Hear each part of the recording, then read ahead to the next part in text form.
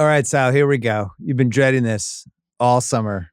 The NFC East for the annual Bill and Sal Over Under podcast.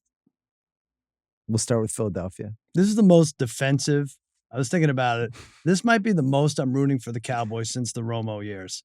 I'm so defensive about this Cowboys team and the love for the Eagles. And all right, we can get to it. I just don't. Let's start with Dallas then, even though they have the second best odds, because that's stupid. So many people were betting their under during the summer that it went from 10.5 to 9.5. They made history.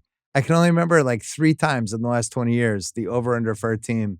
They actually had to move it. They never want to move it. They always want to keep the masses or juices. asses, as Thomas Jefferson or someone important like that once said. Did he say that about sports I betting? I don't remember him being a big gambler. Over now 9.5 wins, which has some juice on it. -144 for the division. They're +175. Conference 8-1. Playoffs 196 to make it minus, +158 not to make it. Number 1 seed +800. You can go for the year from hell for the Cowboys. Under 7.5 wins, alt adjusted +320. Why would you do that? Why would you do that? Last year they were 12-5. Yeah. And then the playoffs started and they turned into the Cowboys. They lost 48-32. Okay. Got the Green Bay thing going. We're doing over-unders though, right? We're doing regular season. So if Dallas wins 10 games, you win the over. Sign me up. Sign me up. 10 games also means playoffs. 36 wins over the last 3 years. You're going 12, 12, and 12. And now all of a sudden you're going to go under? Why? Because the Eagles are better? Like, we signed our blue chipper, CeeDee Lamb. That's the scariest player in the division. Maybe in the conference if McCaffrey's hurt. I love what they're doing. Mike Zimmer's the DC, and I get it. People are freaked out because it's been 21 years since you've had a repeat winner. But I don't understand all this hatred for Dak. He puts up 4,200, 4,500 yards. How many have they won in a row at home?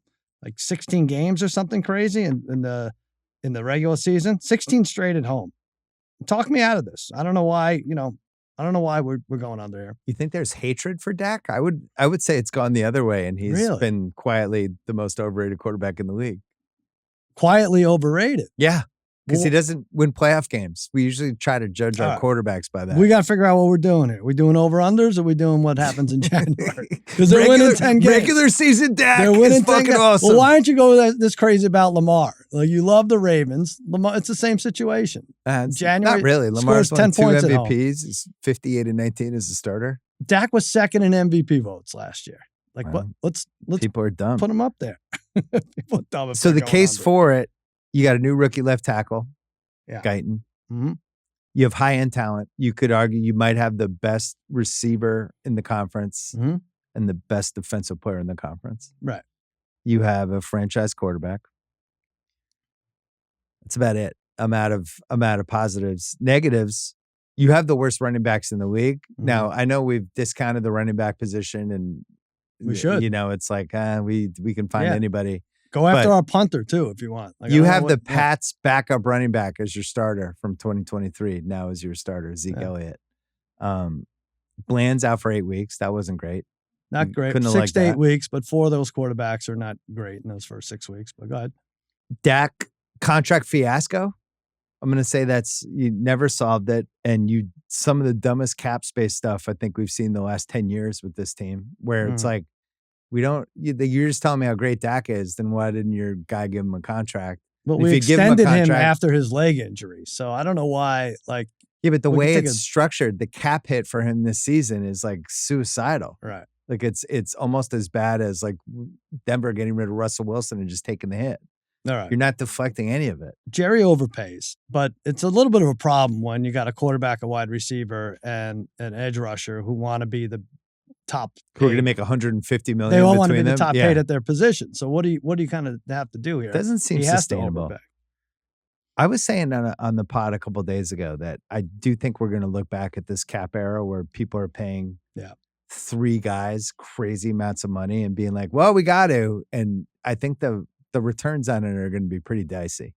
Because you're taking away so much from other positions to pay the 3 dudes. There's more stuff I don't like.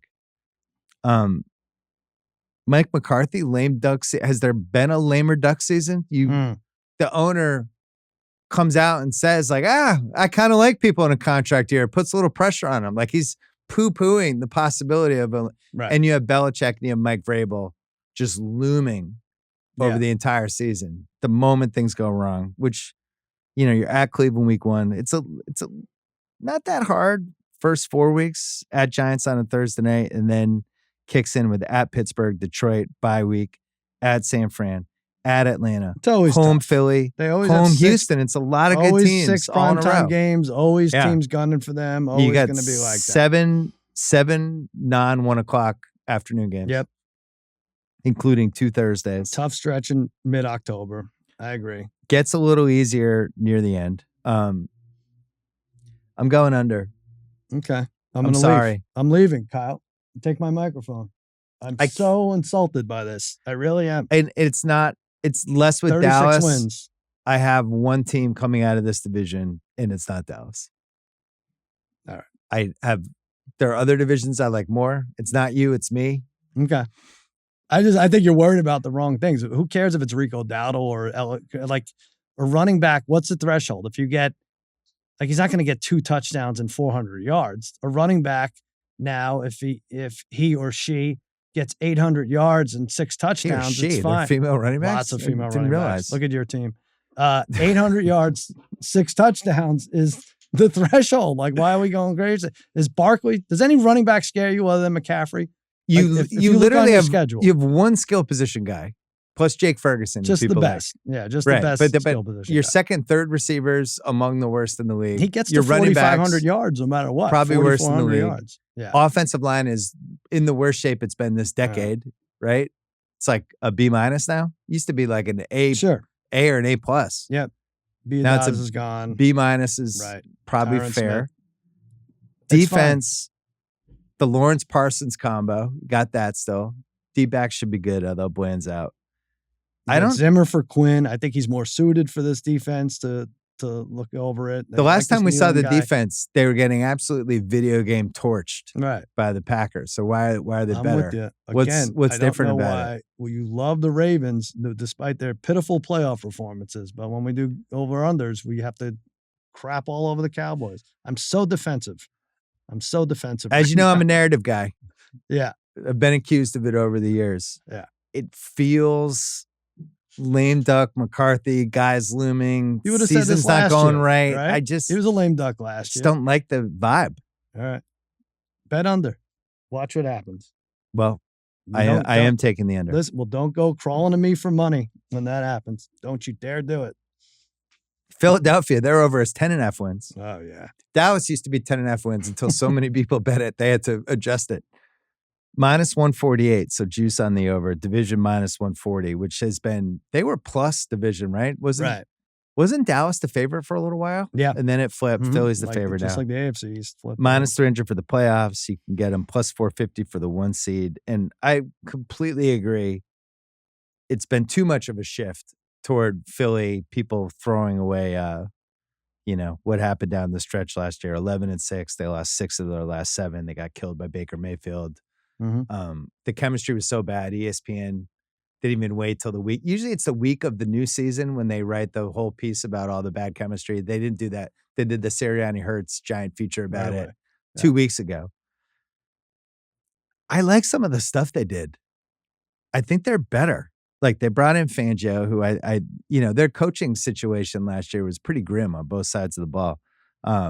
Saquon Barkley, angry the Giants gave up on him. They flipped Reddick, who's holding out now and seems like God only knows what that dude's doing. And they brought Huff from the Jets. I don't know why the Jets just didn't keep Huff, but that was good. Spent a bunch of free agent money and capital on D-backs and strengthened that. And their offensive line, I know they lost Jason Kelsey, but it's still a good offensive line. It's still massive. And I think Hurts was hurt last year. That's the other thing. I had him. I had Hurts futures. I had him on both fantasy teams. That dude was not fucking healthy for the last 2/3 of the year.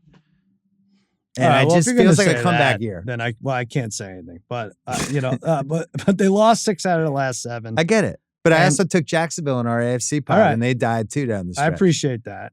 I'm just saying, and their GM is the best in the game. He really does. He plays these Jedi mind tricks. They got the receiver out of Washington. They got Dotson for nothing. They knew when to get rid of Reddick, who might not play football again, as you mentioned. They have awesome receivers. Barkley is good for them. Barkley's a top 6 running back. Okay, like I never liked that. But they score from the 3-yard line anyway. It doesn't matter with the tush push. I just think they have a lot of talent. Man. You're going to say he's injured. I want to know why they went 1-6 down the stretch. And if you listen to Jason Kelsey and some of these guys interviewed, you read between the lines. They're like, these teams figured us out. Right. 49ers figured us out. The zero blitz kills Hurts. Yeah, we're kind of showing our plan right there to them. They went. They had a weird. I know the loser in the Super Bowl was supposed to drop off a little bit, but it didn't work that way. They had such a good first half, and then it eventually kicked in. Then it kicked in. It was weird. They went from 70 sacks to 43. They weren't the defensive force that they were. I think 10.5 is way too high, much like it is with Cincinnati. I'm going under here, and I don't think they make the playoffs. And I know I'm biased here. I know. So how about this? I think we're both right. I think one of these teams doesn't make the playoffs, and I'm going to say it's Philly, and you say, okay. I mean, I think it's Dallas doesn't make it. You think Philly doesn't make it. All right, we're both right. Good. But I think one team comes out of this division. One of these teams is going to be a letdown. One of these teams is going to be the one. Every year there's a first take team where first take starts and it's the thing on the bottom is like, can Philly's season be saved? Right. What's wrong in Dallas? And it's going to be one of these two teams. I just don't know which one it is. All right. I told you which one it was. If you don't want to listen, that's fine. I think it's going to be your team. I don't know what the Saquon, I'm so down on running backs, but they just don't scare me. You hear like Saquon's coming to town. Like, I don't know. Would you? It was Saquon. We've never a lot differently. We're going from seeing Saquon with terrible quarterbacks and no offensive line to Saquon with a good offensive line. Is it good? I mean, they have this Jurgens who's replacing Kelsey. He's at like 45 snaps at center. I get it, but this center, and I know Jason Kelsey was awesome and he was the leader of the team and he was basically ordering people around. I know how good he was. Right. But the center position, it does seem like the center gets hurt and they're like, they've moved the left guard to center and they're still fine. And it like, works. Yeah. It's both important and unimportant depending on the team. I refuse to believe that just because they don't have Jason Kelsey, the Eagles' offense is going to fall apart. Yeah. Like they have 2 awesome receivers. Mm-hmm. They have a top 6 running back, and their quarterback 2 years ago was one drive away from winning the Super Bowl. Okay. Unlike your guy. I don't know what to say. My 3. guy doesn't make it, but the Eagles scored 9 points in a playoff game, and everyone's like, no, they're back. They're going to win 12 games. All right. Well, one thing we can agree on, neither of us probably like the rest of this division. I really, really wanted to get Washington into the playoffs as one of my playoff teams. They fit all the criteria, new coach theory. They had the Ron Rivera-Bieniemy combo, just legendary bad coaching. They brought in Dan Quinn, who's not Newt Rockne, but he's competent and better, and you had him, and he's solid. Jaden Daniels seems like he's going to be able to play right away. 24 years old. There's some good bets with him. I think he's 6-1 to be offensive rookie of the year, and Caleb's plus 120. And you know, they might have a good offense. Their over is 6.5. I feel pretty good about going over on it. Playoffs plus 310 is where I got off the train. They were 4-13 last year, and it just seems realistic to me. They had a lot of draft picks, new coach, Jaden Daniels over Sam Howell, who's a turnover sack machine. They had a couple they got added Wagner and Luvo. Their turnover differential last year was -14, which was the absolute worst. And the biggest thing is the organization. New owner comes in, brings in Adam Peters and a whole bunch of people. They actually are trying to care about the right things, unlike last year where it was like just the poison factory. Yeah. So the vibes will be good. I like the poison factory. I just don't think they have enough talent. If they have to rename the stadium. The poison factory would be good. I just couldn't get there from a talent standpoint. They don't, like if you're just looking at like kick-ass guys, and even let's say Daniels is a kick-ass rookie QB. Yeah. McLaurin's good. Josh Allen, Luvo, Wagner. It's not a long list. I just don't think they have enough talent to make the playoffs. I like the over. I had to take a chance on someone, and I did it with the Raiders in the AFC. This is my playoff team in the NFC. I did it. And I know Joe House hates my team. I know.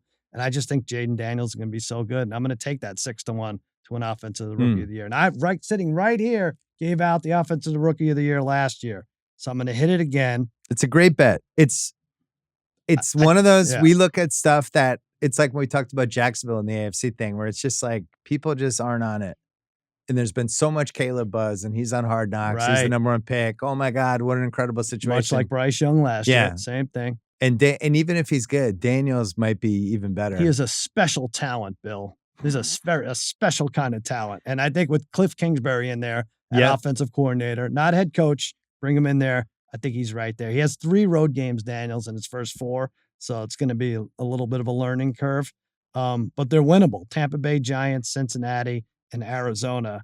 I think they're going to be the team like, what's going on with Washington? This is RG3 all over again. He better be careful while he's running all over the place. Yeah. That kind of thing. Took a couple of guys away from the Cowboys who are going to be productive. So Armstrong and Fowler. And they're playing dimes. They're playing dimes twice. Yeah. Playing Watson, Bryce Young, Russell Wilson, Levis, Carr, and Baker Mayfield. So the case against them and why I didn't want to take them is their defense on paper, what they were last year. There's no scenario where if you're saying who are the 4 worst defenses in the league, not the conference, Washington has to be mentioned. And I just don't think their defense is good enough to get to 10 wins. But the fact that they play a bunch of like crap or mediocre quarterbacks would help them. I just don't think they have the defense. The offense, I think their destiny is going to be the red zone team. They're going to be super fun. Right. McLaurin will have an awesome year. Daniels will have some scrambles, and that's kind of who they'll end up being. I guess I think they win these coin flip games more than they lose them. So, but you're right. That pass defense was bad. I think they allowed 35 touchdowns. So. The defense is, I don't know who has a worse defense. Like, honestly, who has a worse defense? Arizona's not going to be great. Yeah. Giants might not be great. Tennessee, maybe. I mean, there's just some teams that are not they're have a good one of the pass first rush. ones mentioned. So they're at Tampa week 1 and then home Giants week 2. And if they could somehow beat Tampa, then they're going at Cincy week 3, a team that I like less than you. But there's a case. They'd have to at Arizona week 4. I don't like Cincy. Neither of us like Cincy. Right. Yeah. So I think they would the first few games. I think they would have to go 3-1 coming out of those first 4 to realistically be that's going to be a big team. story. All their Philly Dallas games are later.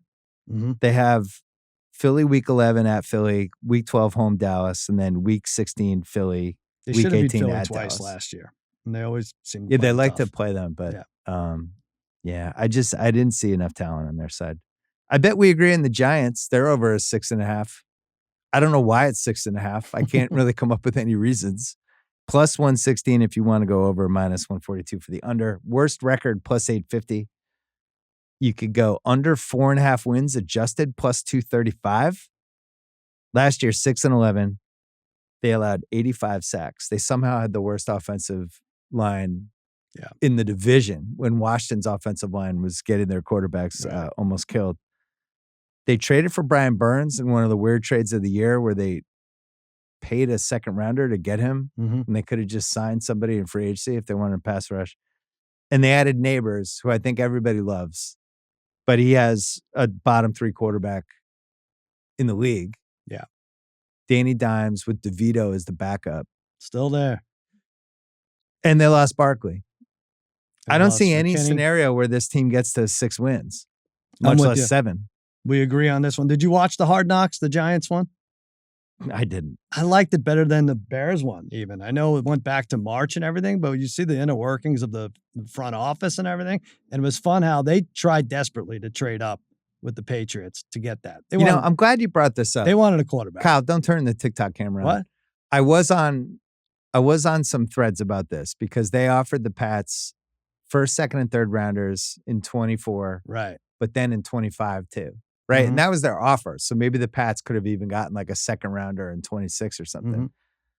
It's a pretty big haul, man. Because you think they could have gone down to 6, and let's say they took one of the left tackles, Latham or Ald. I forget who was available. Right. It's just like, all right, at least now we have our franchise left tackle. Then they went at one of the top picks in the second round, one of the top picks in the third round. But then going forward for this year, you'd have the Giants' number 1 pick. And the Giants would have taken Drake May, who wouldn't have been able to play this year with no offensive line. Right. And then you have the top 3 pick, plus the Pats were going to be bad, plus 2 top picks in the second and third rounds. Like, the moral is Drake May better be fucking good because that was a lot. And you have a signed pylon that you're going to want to turn. Dude, there it is. The signed pylon's right over there. I love Drake May, but he better be good because that was to be able to have 2 first-round picks from the Giants plus 2 seconds and 2/3. That's a shitload. Joe Shane, you could tell how disappointed he was when the Patriots no, we're good where we are. And then the next episode is convincing themselves that Danny Dimes was their man all along. He did it 2 years ago. Right. Yeah, that's what I love most about it. But yeah, you're right. I mean, Dable lost 50 pounds. That's good. I know how he did it. I don't. Some people I just like when I liked heavier Dable. I don't like skinnier Dable. Yeah, I thought I just liked when he was angry and fat. Yeah. The May thing though, I really do think he's going to be terrific. Like I'm in. I'm all in. Mm-hmm. But it did make me blink. It's a lot. Yeah, it's a lot they're passing up. But yeah, you're right. I don't know if I'm the last holdout with the Danny Dimes is good thing. I don't think that he's good, but I did want to blame the offensive line more than normal, because it was so atrocious for so many years. And that's why the Neighbors pick was kind of a waste, I think. They don't know what they're doing, the Giants. Yeah, that's part of it. That's at least a big part of it. What is your favorite prop from the NFC East? Cowboys' highest scoring team, 10-1. I won with it last year. Oh, wow. They hit last year. Won with it last year. So the case for it is they play the Giants and Washington 4 times, which might be 2 of the worst defenses in the league. And right. I actually looked at that.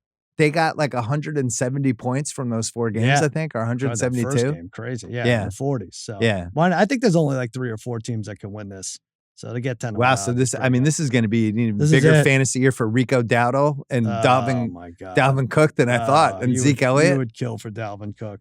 You would kill for him. What other 2018 running backs can you get? Why do you care about running Can backs? you get Tomlinson? What's he doing?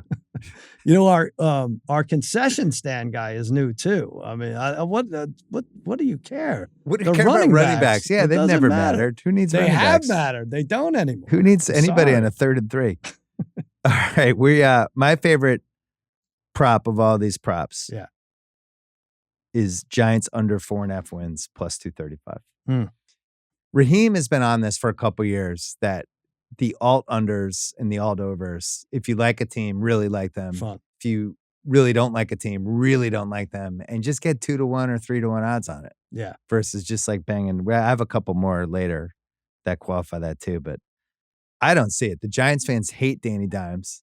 Yeah. They're going to have no running game at all. And Neighbors by week 5, if he's even still playing, because God only knows, there'll be, Dimes sends one over the middle. Here's another one, because you brought it up earlier. Plus 12 turnover ratio.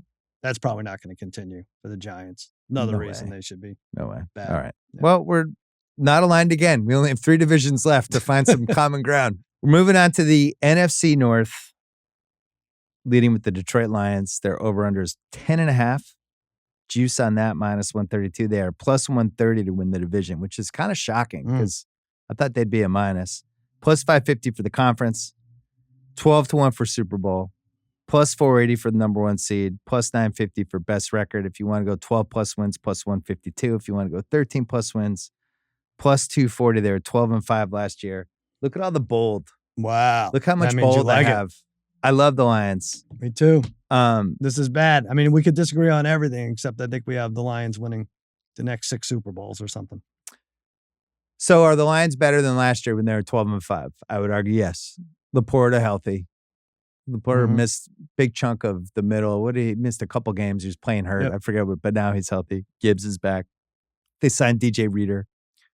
They tried to beef up the D-backs, drafted some cornerbacks, and just really tried to take care of that. Not a lot of weaknesses. And then on top of it, 14 out of 17 indoors. Yeah. They played 3 outdoors games. And only 2 cold weather. So it's all lined up for them. You go and then I'll go. All right. Well, they were 12-5 last year. And some people think they should be 13-4. I guess there was some shenanigans in that Cowboys game. I don't remember. The game you cheated on? I don't remember it, but let's give them. I mean, if they won 13 and it's 10.5, you're really going to think they're regressing. And I don't think they are. I think Campbell's team is built perfectly, right? So when you put the ball on the field, it might be different. But you said they had only those 2 cold weather games. They start Rams, Tampa Bay, at Arizona, Seattle. Yeah, I don't think you have it written down, but the last undefeated team, I think is like 7-1 or I something. looked at that one. I like the Lions there. 5-1 in prime time last year. They're not afraid of anyone, like any situation. Goff is still going to be underrated. Like you said, they improved the secondary.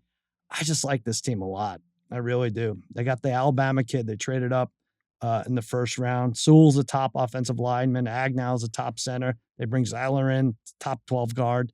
I had their O-line ranked far. as top 5 O-line, and I think that's Do you have them going to the Super Bowl? Because I do. So I did some research on this. I was trying to find some Lions doppelgangers for the 2024 Lions because they went 12-5. They had a 3-win jump from the year before. Right. They won 2 playoff rounds, and then they lost the conference title game to San Francisco. Stupid. Josh 34-31. So came close. Away. Yep. So are there other teams that fit that profile? The 2019 Chiefs went 12-4 +2. They were 1 seed, lost that stupid game to the Pats, the D4 game. The next year, 12-4, 2 seed, won the Super Bowl. So there's one. The 2012 Seahawks, first year of Russell, Hustle, and Bustle, 11-5, +4 wins that year. 5 seed, lost that tough one in round 2 to Atlanta where they took the lead and then Atlanta hit the field goal at the end. Next year, 13-3, 1 seed, won the Super Bowl. Year before, San Francisco, 13-3, the first Harbaugh year, +5. 2 seed, lost that really tough game in round 2 to the Giants by 3. Next year, 11-4-1, 2 seed, lost the Super Bowl to Baltimore, the game we went to, the blackout game. They were down 3, inside the 5, so they were right there, but they were right there. And then the last one I had, this is a weird one, but the 05 Bears, 11-5, +6, 2 seed. Lost to Carolina in round 2, like that crazy game, 29-21. I think we won money on it. And then the next year, 13-3, 1 seed, lost the Super Bowl to Indy 17-29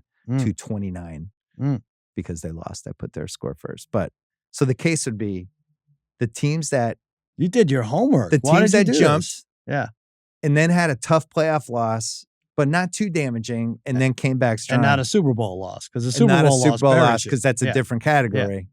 But they got the taste, but now they're right. I have them winning everything. And the whole thing. I think they win the Super Bowl. Interesting. I have the Bills over the Lions, but I have the Lions over the Houston Texans in the Super Bowl. It's my Super Bowl pick. And that's great. I love it. Everything went their way. Like even Ben Johnson staying. Right.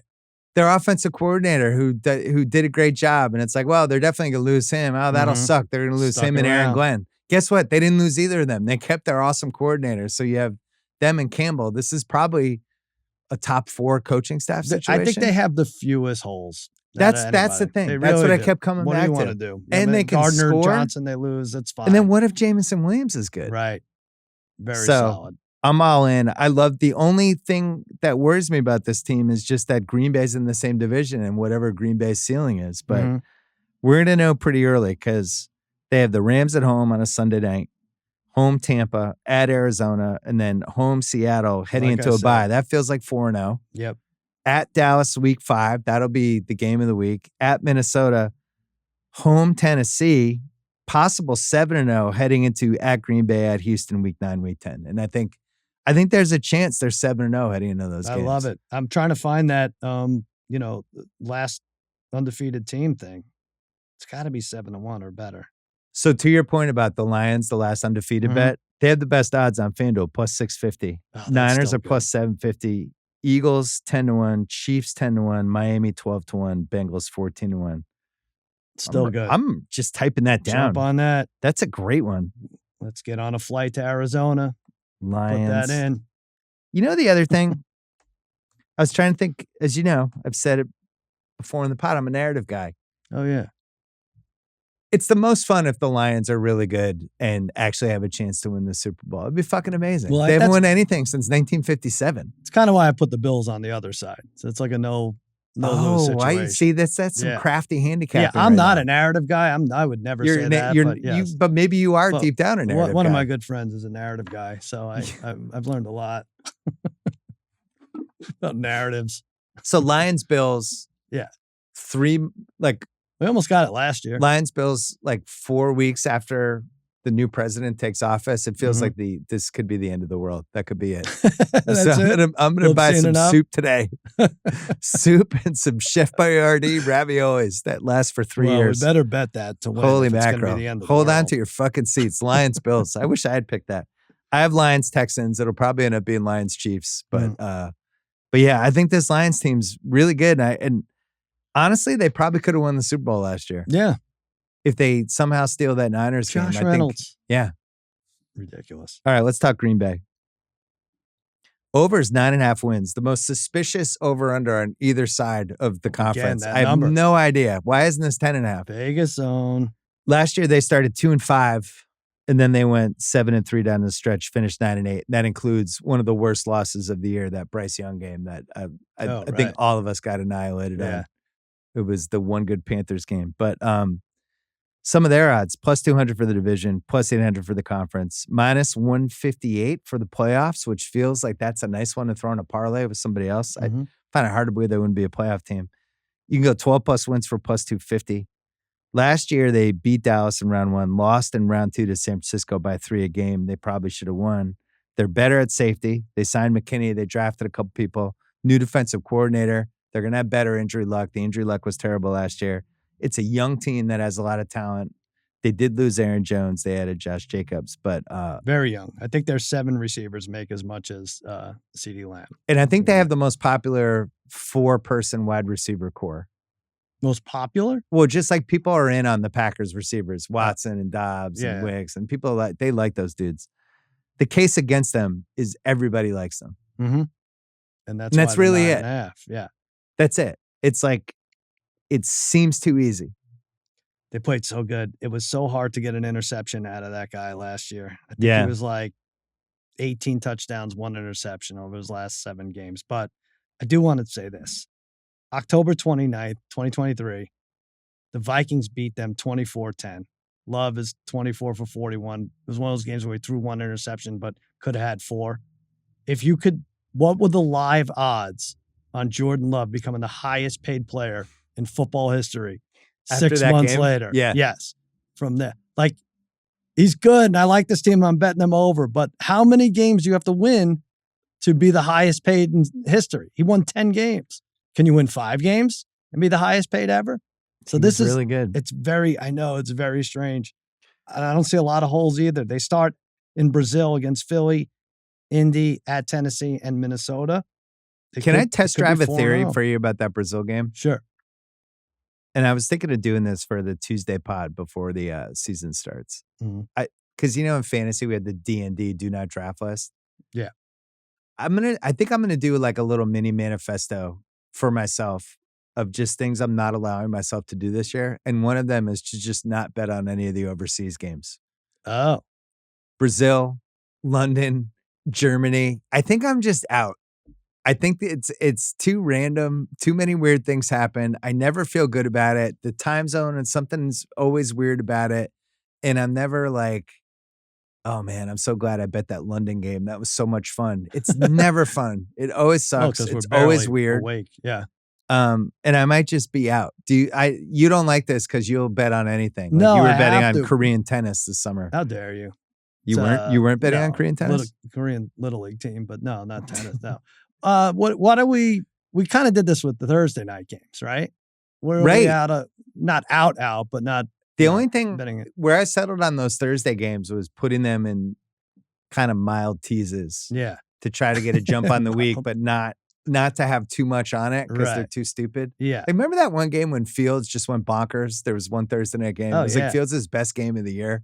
He just looked like he was Lamar crossed with Josh Allen. Yeah, there's a million examples. And that seems to happen like 8 times a year on Thursday night, where just one team or the other just doesn't show up. But that's my point. I think the Thursday nights are more wonky than at least everybody's on regular rest. That might have been my next manifesto thing is I might be out on Thursday nights unless it's like some sort of tease situation. That's fine. Because it's 3 days rest. That makes sense. But I don't know. And I don't think I'm not betting anyone after their biggest win of the year anymore. Yeah. When somebody goes in, it's like, oh my God, and they're doing the interviews. I'm out. I'm not betting them. You have to. I'm going to make a list. All right. I do think, though, it's overstated with the flying overseas and everything. Like, yeah, because the planes are super nice now. Well, the only thing I take from Philly flying to Brazil is Jalen Hurts is definitely getting a nap on a Tuesday. Right. What's wrong with that? Like he's Right. definitely going to sleep on the plane for a few hours. So it's not a negative. I Yeah, don't they're in think these anymore. massive charter planes. Yeah. So this is an interesting one because Green Bay in week 1, that Brazil game on a Friday night. So there's all kinds of reasons much not fun. to bet it, and I know I'm going to bet it. But I do feel like that's going to be usually the overreaction games on a Sunday. And when we do the pod on Sunday nights, and it's like, oh, here's the overreaction game. This happened. And well, do we believe in this or not? It's going to be on a Friday this year because whoever loses that game is going to be the overreaction team, right? If Green Bay loses, like, oh, told you. Mm-hmm. Young team, not going to happen. And same for Philly if Philly blows it. And it's probably not going to be close, right? Which will lend more to it'll be like 38-10. Yeah, So, that's what we should do. We I should might bet on that minus one. 9.5 both ways. They have a couple hard stretches in their schedule that made me nervous too. Like they have 4 prime time in a row starting. Well, they have November. week 7, week 8, week 9, Houston at Jacksonville, home Detroit. I don't love that. But then they go week 11 at Chicago, home San Fran, Thursday night home Miami, Thursday night at Detroit, Sunday at Seattle, Monday night home New Orleans. That's fucking weird. Like they don't play a normal Sunday afternoon game for 5 weeks. Yeah, it's a lot for this kid. I don't like it. I mean, he's the highest paid in the history of sports. You should be able to turn it around. I didn't mind who they lost in free agency. Aaron Jones, Me neither. Savage.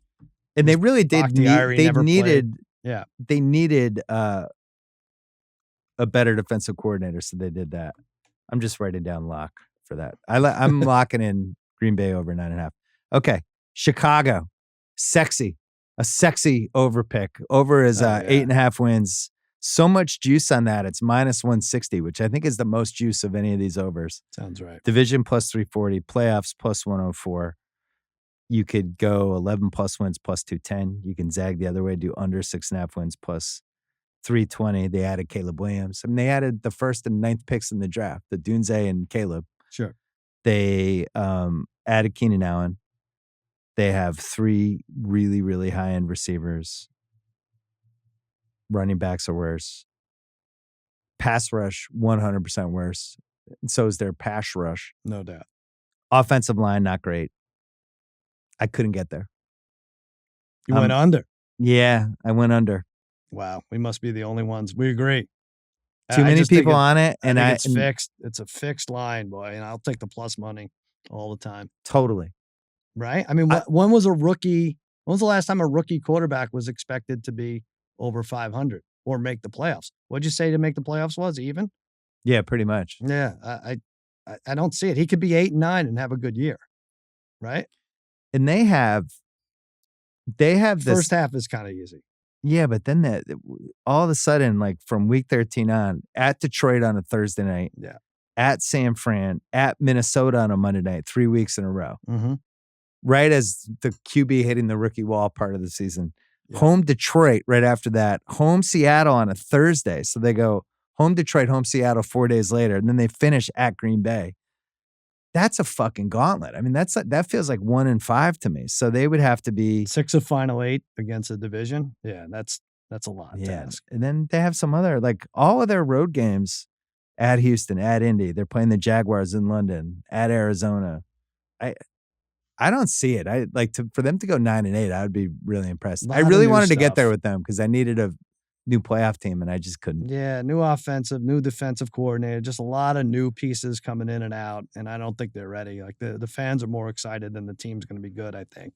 Right. And what do we know about Eberflus? What have we seen that got anyone excited? He's okay. I don't know. I think he seems like he's fine. If you want to talk about, I think here's a better bet. For him to win Coach of the Year is 10-1. Because if they make the playoffs, which you get for even odds, whatever. But Eberflus, if they make the playoffs, I think he's going to win Coach of the Year. And he'll have gone from 3 wins to 7 wins to 10 or whatever, 11. So that to me is a better bet if you're pro Bears, but I'm just not. I loved Jim Harbaugh at 10-1. They're both 10-1, right? Yeah. Because that's like, if the Chargers make the playoffs, he's winning the award. It's a wrap. Minnesota is 7.5, plus 134 if you want to go over on that. They're begging you to do it. They're under for 7.5 is minus 168, which I think is the highest juice on and under. Mm-hmm. Worst under 5.5 wins is plus 176 if you want to do that. Worst record is 13-1. So they added Aaron Jones. That's a positive because their running backs were bad last year. By the way, the case on doesn't matter if you have good running backs. Look at Minnesota's running backs last year. Like, they were awful. They killed them. Here's how they're worse. They had that Jordan Addison DUI thing that he might even get suspended during the season. Yeah. Terrible, terrible cornerbacks. Like, probably the worst cornerback situation in the conference. And then, they drafted J.J. McCarthy with a top 10 pick. And I like the pick, and it seems like he was doing well, but he got hurt. So now you're getting nothing. Yeah. You have this season where you get a top 10 pick, you get nothing from it. I don't like that. And their quarterback, Sam Darnold, who's just not good at football. Yeah. So to me, this is an easy under. I mean, the offseason mojo, McCarthy injury, their third-round pick died. Right. They had 2 DUIs, one for Addison, one for one of the coaches. They had a torn ACL for offensive linemen. Even this like Brian Flores stuff, like the last couple of weeks with Tua, weird. Like just weird stuff, cursed all over the place, which is weird because 2 years ago they won every 1-score game with Cousins. Yeah. So you would think the curse was going to move around. This is just a lot to overcome. I don't know why you'd be expected to go get them to 8 games, which is plus money. If you go over, that makes sense. So, plus 134 for 8. Yeah, I'm going under here. They also led in forced fumbles last year, something that goes back and forth every year. So, and they call Kevin O'Connell KOC. I don't know if you're all right with that. Do they really? They do. Yeah, we learned. Tate and I talked about fucking that. Bullshit. Yeah, I know. You got to call that out. So hell? They have played Jets in London, which is considered a home game. Well, did you see their first 7? Because they got that Giants. They're at the Giants week 1. Yeah. But then they're home San Fran, home Houston. Then they're at Green Bay. Then they have to play the Jets in London. They get a bye week. And then they have to play home Detroit at the Rams. That could be either 0-7 or 1-6. I'm going to recommend something. That Giants-Vikings game, whoever loses that could be the worst record team. Or the last winless team. So jump on that. I think that's also around 10-1. Someone there. Giants and I'm going to look Vikings. that up while you give us your best NFC North prop. All right. Well, it's Bears no playoffs. It's not fun, but it's minus 128. Bears no playoffs. I just think there's more in that division can offer. I don't think there's going to be 3, but I do like our 1st to 4. That's my favorite 1st to 4 in that division. Lions, Packers. Oh, that's our favorite bet. That's the best one. What was that? 5, we put that on 6-1. 6-1. So it has to go Lions, Packers, Bears, Vikings. Exact order, 6-1. Yeah. So I'm not as confident in a 1 or 4 in any other division. I love the Lions coming first. Love the Vikings coming fourth. If you want to flip-flop the Bears and Packers, I don't recommend it, but I think that's 7-1. So if you want to hit both of those. And you, me, and Sal. I'm Sal. You're Sal. Yeah. He's a narrative guy. He's not a name guy. You, me, and House and Hench. Yeah. We all jumped on that. We did Detroit for the 1 seed. Yeah. That was 5-1. We did a group bet on that. We've done pretty well in those group bets. Yeah. I'm fine with loading up on Detroit because I think it's Super Bowl or bust for them, and I think they're ready for it. So, okay. Last winless team, by the way. New England 5-1. Tennessee plus 750, Carolina plus 850, and Minnesota is plus 950. There's a lot of options. I don't think any of them are going to win only 2 games, but I think everyone's going to be right around that 4-win. You might be onto something with that Minnesota idea because if they lose that Giants game, go get it. They're not winning another game until week 9 Indianapolis. Yeah, they're not favored remotely in any of those games. That's a good one. Plus 950. All right, it's time for the NFC South. Sal, I have an announcement. The NFC South is back. Oh, you love this division. I forgot. It's back. It's so bad. This is an absolute all-timer of a train wreck. So, least wins by a division the last 5 years. Last year, NFC South 27. Year before, 2022, AFC South 23.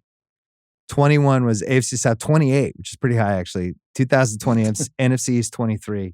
In 2019, NFC East 24. So the lowest number is 23 wins. Wow.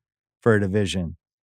And I think it could be in play with the NFC South. I'll do you one better or the same. This will be, if there's no 10-win team, this will be the first time a division failed to produce a double-digit win team 3 years in a row in the history of football. Wow. Yeah. I mean, the bigger question is, could it I think Could they're it getting produce a 9-win team? Yeah. We might have 4 under 500 teams. So the first one is Atlanta. Atlanta's favored to win the division at minus 145, and that's moved up, right? Wasn't it? I think New Orleans was a little friskier before people realized how bad. I can't wait to talk about them. Well, they got Judon. They added a couple pieces. So their over is 9.5 wins, minus 142. They're 11-1 for the conference. They were 7-10 last year. And if you want to get frisky, 12 plus wins is plus 240. New coach, Raheem Morris. So they do qualify for the new coach theory. They also qualify for the new quarterback theory. Yeah. Because they went from Desmond Ritter. Who was cut today. Yeah. Cut today. Yeah. See, that's the thing with the Falcons and Jets. The teams that had the guys that had a quarterback last year, either cut or third string. That's how bad it was. We'll see with Cousins how he's moving. They added Simmons and they added Judon. If you're going to ding them on anything, they got nothing from the 24 draft. Like they spent the 8th pick on Penix, got nothing out of it unless Cousins gets hurt. And their 3rd round linebacker is out for the year. Right. So they only, out of their draft where they had top 8 picks in every round, they only ended up with one guy. What do they call it? Not the Milton Berle and just pull out enough to win. But I feel like they're just toying with everything. Like, yeah, we got this division. We don't even need a quarterback. We'll draft Penix. Right. Well, whatever. We don't care about any of this stuff. We know we only have to win 8 games to win. Take it. So this is something we talked about with Raheem and JJ and House on our Wise Guys thread. They're minus 145 for the division, but it doesn't make sense to bet that until week 4. Right. Because they start Pittsburgh, which might have the best division in the whole league, and the best defense in the whole league, as we covered in the part 1, at Philly, and then Sunday night KC. Could be 0-3. They could be 1-2 or 0-3 coming out of that. And then it gets fucking easy. They have a really easy stretch from week 4 to week 7. Week 11 and week 18 is a cakewalk. I mean, it's a fucking cakewalk. They play nobody. They have the easiest schedule in the league. Yep. So after that first 3 weeks, we would recommend that's when you bet the division, the way to do right? it. You'll probably, if they're 1-2, you'll get at least even odds, right? Probably maybe 150, depending on what the other teams are. But you're right. FanDuel has 13 teams projected under 8 wins. Atlanta plays 8 of them. Unbelievable. And so many bad quarterbacks. Name a bad quarterback. Atlanta's probably playing them. So I'm going under. 9.5 wins is too rich for my blood. I don't think they can get to 10. They feel like 9-8, 8-9, and that's still going to win the division. It might even be a case where in week 17, week 18, they might have won the division already. They're locked into the 4 seed, and it's like, let's play Michael Penix for 2 games. Or, they're playing. They're going to lose stupid games along the way. But 9-8 is, like I said, plenty, I think. Really good offensive line. Bijan Robinson, who's going to be the second running back taken in any fantasy draft. And then we'll see with Cousins. I am a little dubious of Cousins, and I took Rodgers as well as these older guys coming off an Achilles. I never loved Cousins that much to begin with. But Cousins before he got injured, had 18 touchdown passes. It was the most in the league. Yeah. So. Yeah, remember we were talking about how the Netflix show kind of gave him like a new mojo? Yeah, so we're going under with Atlanta and picking them to win the division. Right. I think that's a first for the over-unders. Next one is Tampa. Tampa over 7.5 wins. Juice on that, minus 150, plus 290 for the division, plus 152 to make the playoffs. Last year they were 9-8. They beat Philadelphia, and then they lost in round 2 to Detroit in a very, very, very close game. They lost Shaq Barrett and Devin White.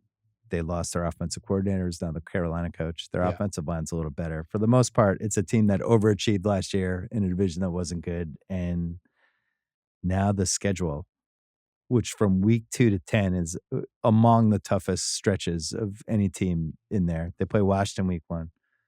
I couldn't get to 8 wins with them. I have them under 7.5. I think I have them at 8. And I have them. I do have them at 8. So you have over here. They're such a weird team, aren't they? You look at them. Why should they have won 9 games last year? And why should they have beaten the Eagles and been a couple plays away from beating Detroit? And they kind of have these same guys. They tag Antoine Winfield. They re-sign Levante David. It's all the same. Mike guy, Evans. Right? Yeah, Will Golston, Evans. They give Baker $100 million. And then it's like, well, maybe he is a top 17, 16 quarterback in the league to make the playoffs right there.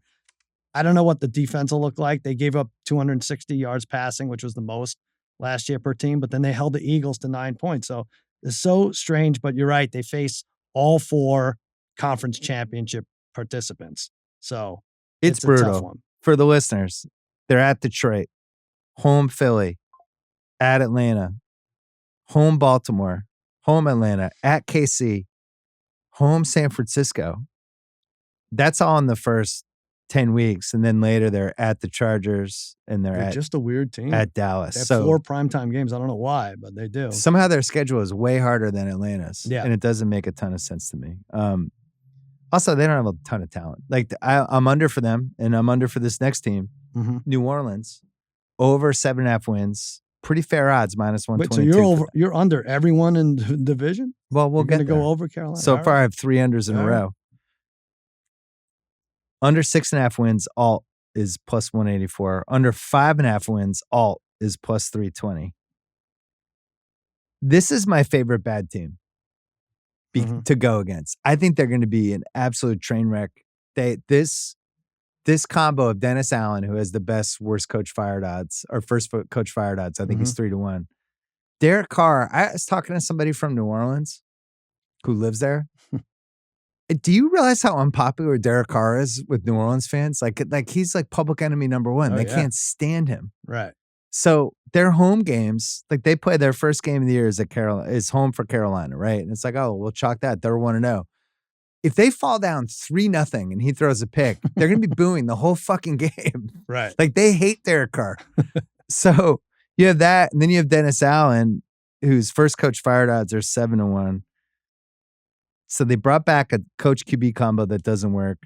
They lost Ramczak, but they spent their 14th pick on on a tackle to try to replace him. Dennis Allen career record 24-46. He's 22-49 versus the spread. I just think they're going to be awful. Yeah, but they were this last year and they were 9-8, right? And so right, I have them over. I get them to 8. I would not put a single dollar on this because you're right. I think the analysis starts and ends with Dennis Allen, Derek Carr combo, and I don't even care what the other combinations are for a quarterback coach in a division. Did I call him Dennis Allen or Dennis Quinn? Keep it either way. I called him Dennis Allen, right? I thought about calling him Dennis Quinn. Who's Dennis Quinn? Is he an actor? You're thinking Dennis I'm just mixing people up. But there's buzz around this Clint Kubiak, the 49ers passing coach, who's gotten along well with Carr, so maybe things are a little different. No, Carr's they have the third easiest schedule. They play one projected playoff team in the last 6 games. And they start Carolina and at Atlanta, Dallas, and Philly. I don't know. I just feel like if you're not Carolina, you have a decent chance to get to 8 wins. That's the other way to look at it. Well, they drafted Kool-Aid. People like him. Yep. Cam Jordan's healthy. They added Chase Young. We'll see how many games he plays. Right. He needs to kind of be great early, Chase Young. They finally said goodbye to Michael Thomas. Maybe they'll be all right. I'm going hard under. I'm intrigued by the under 5.5 wins plus 320. And I think they're going to suck. And I also think this next team's going to suck. My 4th under in a row. That's right. Wow. I did the quadruple under. Can you do that for the division? You're damn right I can do it. Because if you add up, so Carolina 5.5, New Orleans 7.5, so we're at 13. Tampa is 7.5, so now we're at 20.5.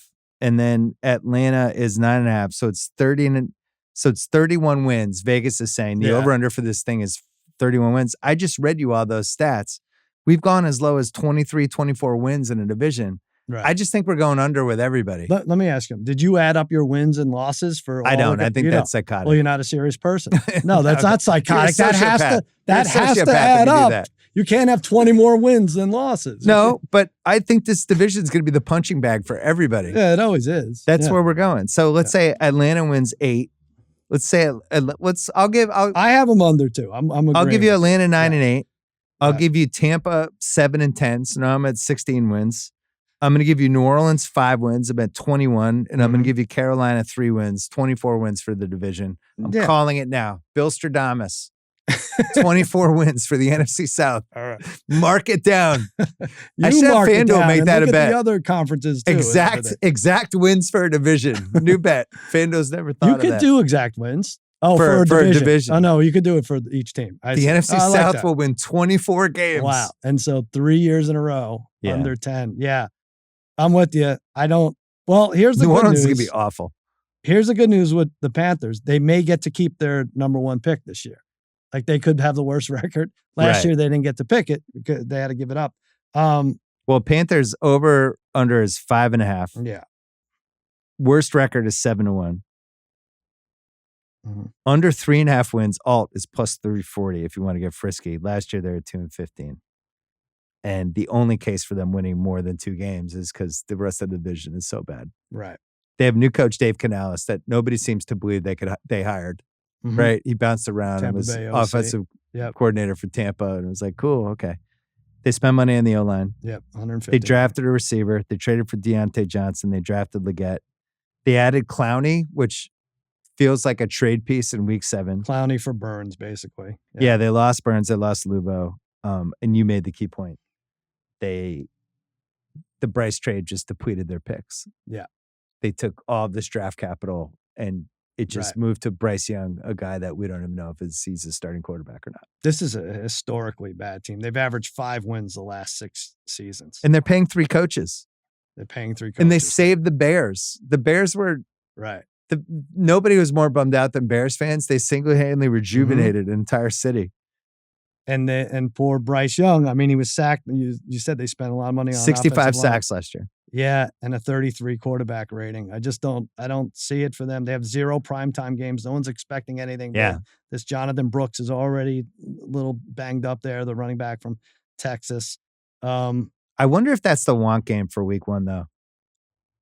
Carolina at New Orleans. New Orleans. Yeah. And it's like Carr pick 6. Boo! Right. Shot of Dennis Allen.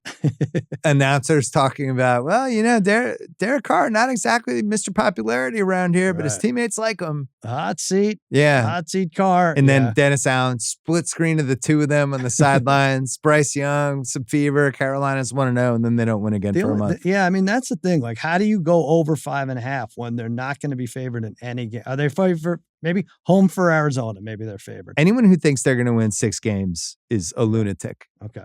If you don't think they're going to win 6, do you? No, that's like I got them under. Yeah. Somebody's like, who I think could go 6-11? Carolina. No. It's like, why? Don't go against us. What's our record when we agree? Great. 25-12. They traded DJ Moore, the 9th pick of last year's draft, Jalen Carter, the 61st pick of last year's draft, Caleb Williams, and a 2025 second for Bryce. That is just a catastrophe. It's so bad. It's a tough franchise. It's right there. I know, with the Vikings.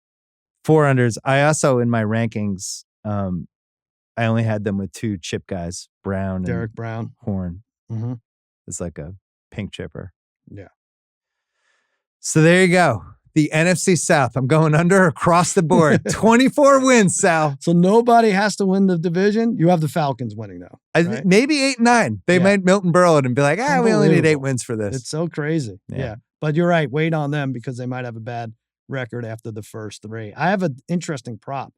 FanDuel is all over this stuff, I have to say.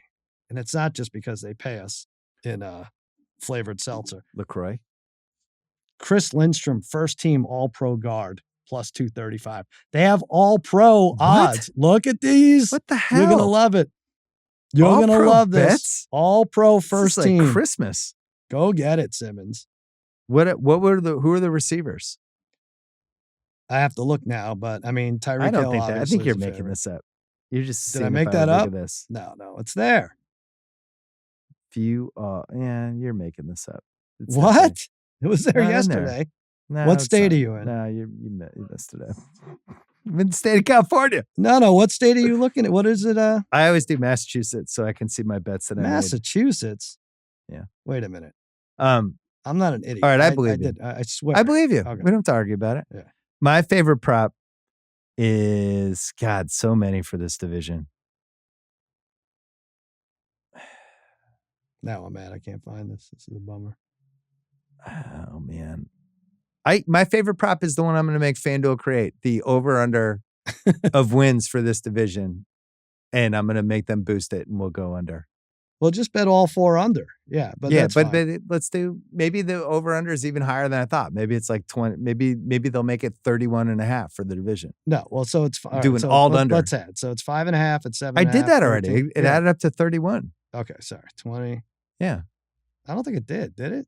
Did it? 17. 7.5, 5.5. 17. Yeah. Okay. All right. People 30. get theirs, do All right. math. I like it. Two middle-aged guys do math I'm not here a in the math BS guy. podcast. I'm not narrative. I'm not math, but I know the Cowboys win the division.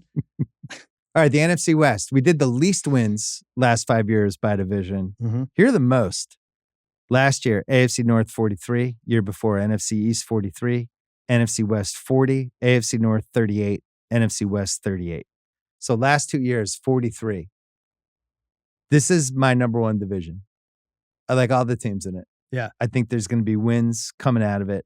And you like to take your team out of it if you can only watch games from any division. Well, we have an attachment to this division because they just fuck us over and over again with the schedule. It's just a fuck job. Detachment. Yeah. We've 11 early games and 2 late games. So it's like, all right, Arizona and the Rams. Right. I guess I'm going to study every play of this. Mm-hmm. But I do feel like we watch a lot of this, and I enjoy every team in this division. Don't you? I do. I think I'd go AFC North, though, if I had to not watch the Cowboys and just watch every. Yeah, but the AFC North has Deshaun, and I don't want to watch Cleveland. I just don't want to watch Cleveland's offense. Okay. And I'm not sure I want to watch Pittsburgh's offense either, even though I like their defense. So, all right, we're going to start with San Francisco. Their over is 11.5, plus 126. They're begging you to try to go 12 wins for them. Mm-hmm. Minus 158 if you want to go under. They are minus 190 for the division. They are 1 seed plus 490. Best record 9-1. If you want to get super crazy and go alt under 8.5, say they're going to have a losing record for the year, that's plus 360. If you want to go the other way and say they're going to win 13 games or more, that's plus 235. Last year, they were 12-5. They won 2 playoff games and then lost in the Super Bowl in overtime. And the Super Bowl hangover is real, Sal. I believe it. I'm under. Me too. And it's really Super Bowl hangover. Ayuk hold out. McCaffrey hurt already. Boom. Trent Williams hold out. And that's and Debo, who really hasn't been like a super duper impact guy in 2 years. Yeah. And Purdy with some weird preseason stuff already and some picks and some. And they need too many good guys to be good. To get to where they are. I know that wasn't eloquent at all. No, I know what you mean. They lose Chase Young. They lose Eric Armstead. They lose Eric Kendricks, Kinlaw, Joseph Day. But I think that calf injury is a real thing for McCaffrey. I'm staying away from him in any fantasy league. I'm not just saying that so that people underbid. As you know, calves and hamstrings are terrifying. Yeah, no good. Because it seems like they're coming back and they just don't for another month. And Trent Williams just seems to always hold out. And so this is an issue for them. They have one of the worst rest schedules, I think, in the league, if not number one. Yep. Yeah, I read that down. And Hufanga's coming back, but might not be 100% probably until like week 5, week 6. Greenlaw's coming back. They face all 3 teams they met in the postseason. I think 12 is a lot. You know, you got 2 division losses. You got KC, Dallas, Rams, Buffalo, Chicago, Miami, Detroit. They're not a bad team, I don't think, but 12 is too many. The reasons to get excited, I guess, are they beefed up their pass rush a little bit. But that's really it. It's the same team as last year with a lot of salary cap decisions and probably the last year with the Purdy rookie contract and being able to have that advantage. You know, it's interesting. If they lose that Jets game on Monday night in week 1, which that line's dropped now, it's +4, and I was mad I didn't bet it at +4.5. But I think the Jets can go in there and win, especially with all this weird stuff with the Niners. Yeah. At Minnesota week 2 and then at the Rams week 3. Like they could start out 1-2 and people wondering what's going on. But then they get the Pats home, Arizona home. Yeah. There's a little bit of relief in there. Little bit later at Seattle, home KC, home Dallas, week 6, 7, 8. And then it gets hard again in the week 11, week 12 range. Yeah. 2 Thursday, 2 Sunday, 2 Monday night games. You didn't mention this. Brandon Staley is the assistant head coach now. Did I make you laugh? Do I make you laugh? He's back? He is back. I did forget to mention that. Yeah, they're another one that gets super weird at the end of the year where they have like the Sunday night game, the Thursday game, the Monday night game. Like, you know, and they also have that big bullseye week after week combined with the Super Bowl hangover. I hate their road games. You just go on down the line. They're just playing some really good offenses on the road. Right. They're at Miami, they're at Arizona, they're at Buffalo, they're at Green Bay, even at Tampa, at Seattle's gonna be able to throw at the Rams. Minnesota's the only bad road offense they're gonna have. Their defense also is weird. They were like third in the league in points against with 17, but they were terrible on third down. We always talked about that last year. Yeah. We always thought their defense was suspect. Yeah. And Detroit should have beaten them. Right. And then KC was able to move the ball on them whenever they wanted. I had them in my player rankings. They were second. Mhm. They were 38 points. And they have good players all over the place. Studs all over and the a place. great coaching Should staff. have a good pass rush, but Floyd this year. The McCaffrey thing is terrifying. Mm-hmm. Yeah.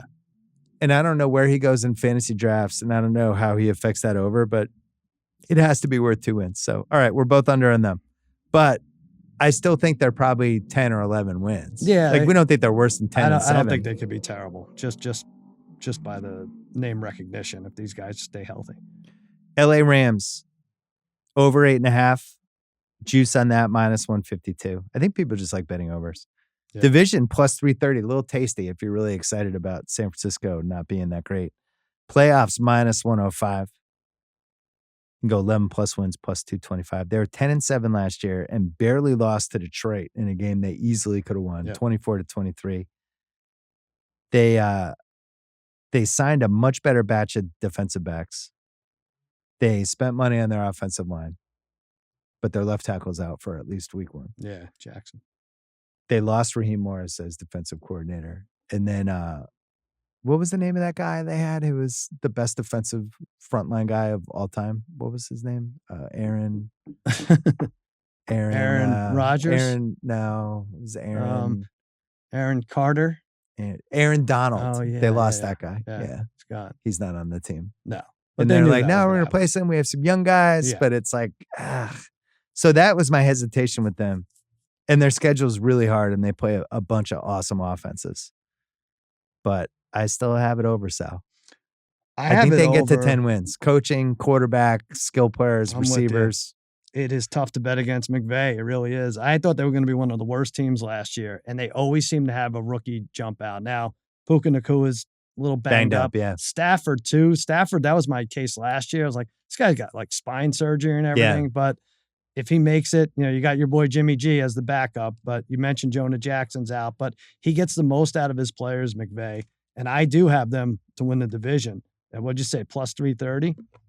Yeah, so do you wait a week on that? Because they're at Detroit week 1. So maybe you wait a week and then grab it? Yeah, I could wait, but then the Niners are the Jets. Right, Jets if the Niners lose, it might move tough. anyway. So, yeah, Mike LaFleur's the new OC. Chris Shula's the new defensive coordinator. I'm a McVay guy now. It was really, really Me tough too. to bet Last year him. was so inspiring. And it was just give him like 6 or 7 good players and somewhat of a pass rush and just be able to block a little bit. Yeah. He's fine. And one of these rookies, like I said, always seems to step up. Yep. Jared Verse, the Florida State, the defensive end. I think that's my defensive rookie of the year pick. Ooh, I like it. Yeah, so I'm definitely over for them. I'm intrigued by the 11 plus wins.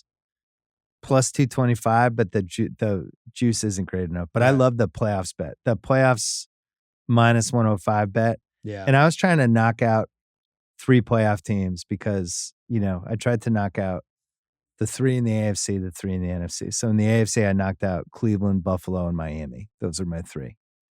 And then in the NFC, I knocked out Tampa and I knocked out Dallas. And I was going to knock out the Rams as my 3rd one because I didn't want to knock out Detroit, San Francisco, Philly, Atlanta, Green Bay. I was like, I guess it has to. And then I was like, you know what? Fuck it. So I only knocked out 2. Yeah, that's what I did.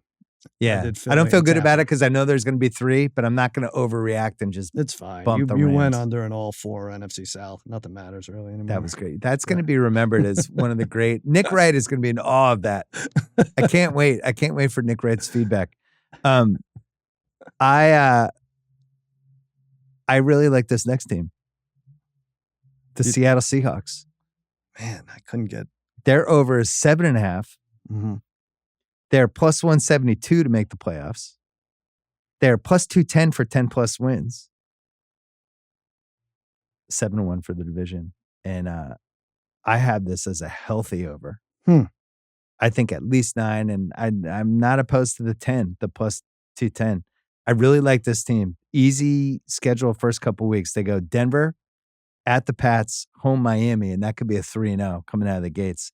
New coach theory kicking in full throttle with Mike McDonald, who I thought did an awesome job with Baltimore last year. We're just watching on the couch. I never try to go completely overboard with the coordinators unless it's like a Lou Amarillo that Cincinnati year. Right. But like the stuff they were doing with Baltimore with all the injuries they had was nuts. Yeah. So he's going from Pete Carroll to him. They also have the 3 receivers, I think, have to be in the running for best 3 receiver combo. Mm-hmm. And then they lucked out with that 16th pick. They got Murphy to just put in the front of the line because everybody was taking offense. And this guy just falls from basically 8 spots. This guy you can put right in. It was exactly what they needed. Plus, you think last year where they had JSN and then Witherspoon, 2 first-round picks that are now in year 2. Yeah. I just think they have a lot of talent. I like the team. I couldn't figure out how they got worse. I have the better and the worst. And I was like, how did this team get worse? It just seems like they're plus healthy Kenneth Walker, who a lot of people are in on. Like he might be awesome this year. I don't have a strong feeling on this. I did go under. Really? I have a under? hot take here. I think Pete Carroll was a very good coach. Mm. I watched Russell Wilson, and they won all those years with him towards the end. Even last year, a little fraudulent. They were 9-8, but got the most out. Like they had a minus 38 point differential at 9-8. So like just kind of like figured out like this Mike McDonald might be good, but I don't know. They were 31st and third down defense. They got a ways to go. They have 5 of the last 8 I think, on the but that road. was the problem with Pete Carroll last year. I think the defense, he just couldn't crack the defense anymore. And that used to be like his specialty. Are we not looking at backup quarterbacks enough? Like there were 66 quarterbacks last year. And now you got Sam Howell, and Gino's already got a little bit of a hip injury. Sam Howell threw for almost 4,000 yards last year. What college? In the pros. Did you know that? I know. It was nuts. That's like one of my favorite stat last year. I just think they take a little step back, but okay. Not crazy about it. Over for them. And then I have Arizona is our last team in the conference or division, and I'm over for them too. Really? Yeah. I did the 4 unders in the NFC South and the 4 overs or 3 of 4 overs in the NFC West. Over 7.5 plus 124. There's juice on that. Worst record, they're 16-1. They're 4-13 last year and had a nice feel good end of the year stretch. Offense is going to be super duper duper fun. Kyler Murray healthy, full season for him. Marvin Harrison, I would say the most anticipated rookie receiver in 20 years from where he's being drafted in fantasy leagues. Did you see that stat? Yeah. In the ESPN drafts, he's the highest rookie ever drafted.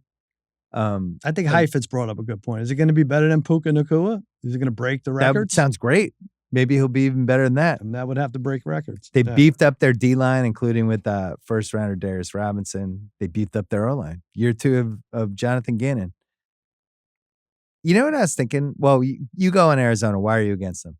I just think it's way high. I don't think they're going from 4 to 8. And I just look at the schedule. Like I think they could lose 5 out of the first 6. They start at Buffalo, Rams, Detroit, Washington, at San Francisco, at Green Bay. So you're confident in them going. I mean, what are they going to get out of that?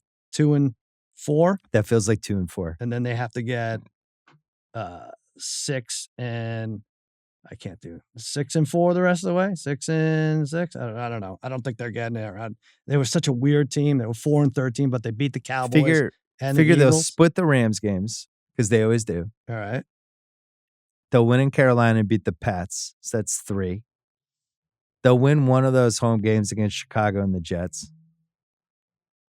I just think that they're probably, by the way, the other thing with the NFC this year, we should have mentioned this earlier, is the NFC has the extra home game.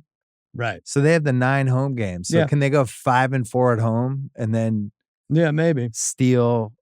They just have to steal 3 road games. One of the weird things is like people pretend Deshaun didn't play last year. I told you he was 5-1. Murray was 3-5 last year. He played half the season, so I don't know. Maybe they're better. They did get better at certain positions, but they have back-to-back road games 3 times this year.